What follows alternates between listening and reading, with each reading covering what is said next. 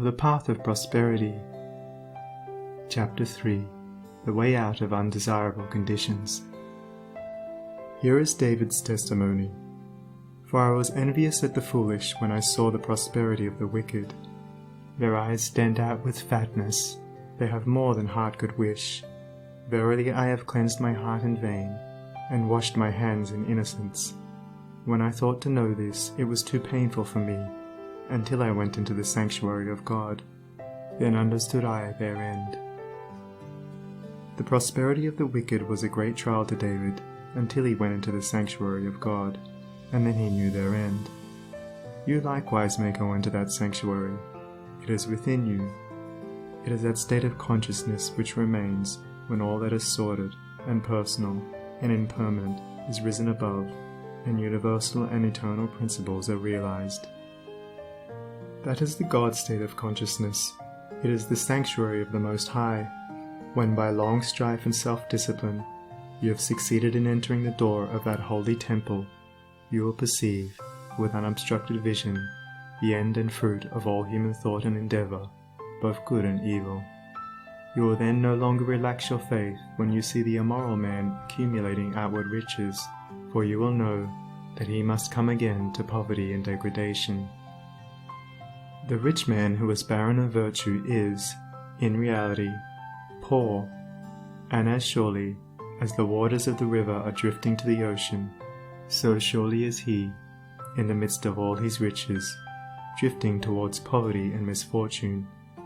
And though he die rich, yet he must return to reap the bitter fruit of all his immorality. And though he may become rich many times, yet as many times must he be thrown back into poverty, until, by long experience and suffering, he conquers the poverty within. But the man who is outwardly poor, yet rich in virtue, is truly rich, and, in the midst of all his poverty, he is surely travelling towards prosperity, and abounding joy and bliss await his coming. If you would become truly and permanently prosperous, you must first become virtuous. It is therefore unwise to aim directly at prosperity, to make it the one object of life, to reach out greedily for it. To do this is to ultimately defeat yourself, but rather aim at self-perfection. Make useful and unselfish service the object of your life, and ever reach out hands of faith towards the supreme and unalterable good. You say you desire wealth, not for your own sake, but in order to do good with it, and to bless others. If this is your real motive in desiring wealth, then wealth will come to you, for you are strong and unselfish indeed if, in the midst of riches, you are willing to look upon yourself as steward and not as owner. But examine well your motive, for in the majority of instances where money is desired for the admitted object of blessing others, the real underlying motive is a love of popularity and a desire to pose as a philanthropist or reformer.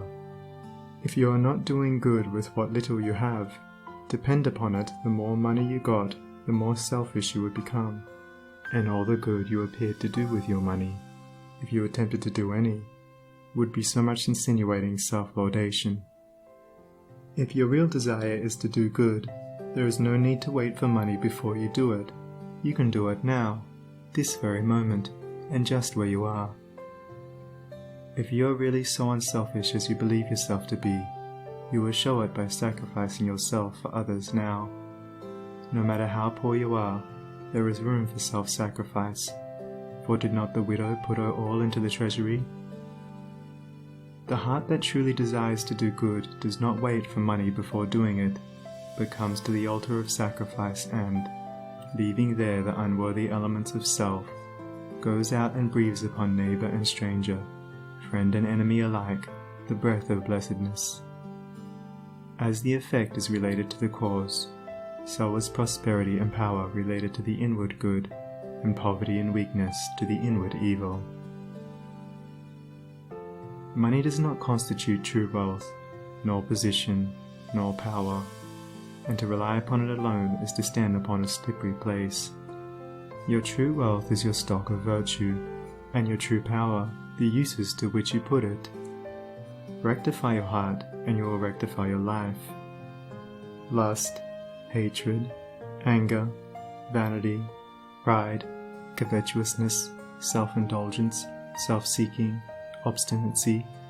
All these are poverty and weakness, whereas love, purity, gentleness, meekness, compassion, generosity, self-forgetfulness, and self-renunciation, all these are wealth and power.